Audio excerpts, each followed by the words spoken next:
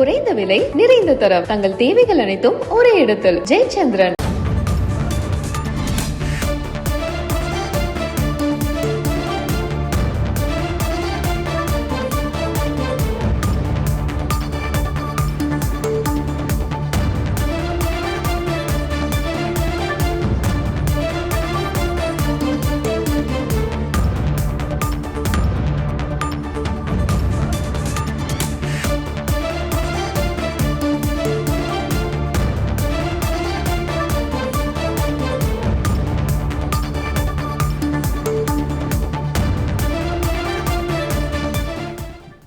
தொடர் மழை மற்றும் பனிமூட்டத்தின் காரணமாக 22% ஈரப்பதத்துடன் நெல்லை கொள்முதல் செய்ய வலியுறுத்தப்பட்டிருக்கிறது.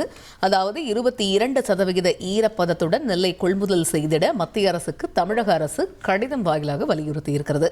இது பற்றிய முழு விவரங்களை அறிவோம். எமது செய்தியாளர் பாஸ்கர் இணைகிறார். பாஸ்கர், வணக்கம். முழு விவரங்கள் என்ன?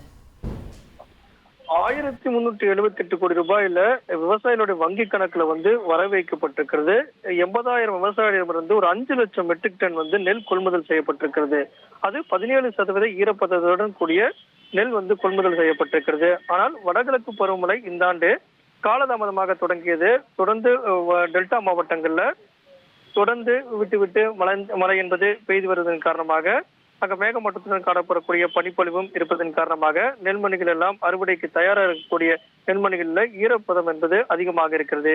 இதன் காரணமாக 17% ஈரப்பதம் நெல் கொள்முதல் செய்வது என்பதை தளர்வு கொடுக்க வேண்டும். அதன் அடிப்படையில் 22% ஈரப்பதம் இருந்தால் அந்த நெல் கொள்முதல் செய்வதற்கு மத்திய அரசு அனுமதி அளிக்க வேண்டும் அப்படிங்கிறதா தமிழக அரசு மத்திய அரசுக்கு வலியுறுத்தி இருக்கிறது. அதன் அடிப்படையில் தான் உணவுத்துறை அமைச்சர் சக்கரபாணி மத்திய அரசிடம் இந்த கடிதத்தை வலியுறுத்தி 17% என்பதை 22% என்பது வரை நெல் கொள்முதல் செய்ய அனுமதி அளிக்க வேண்டும் என்பதை மத்திய அரசு வலியுறுத்தி இருக்கிறது தமிழக அரசு. தகவல்களுக்கு நன்றி பாஸ்கர்.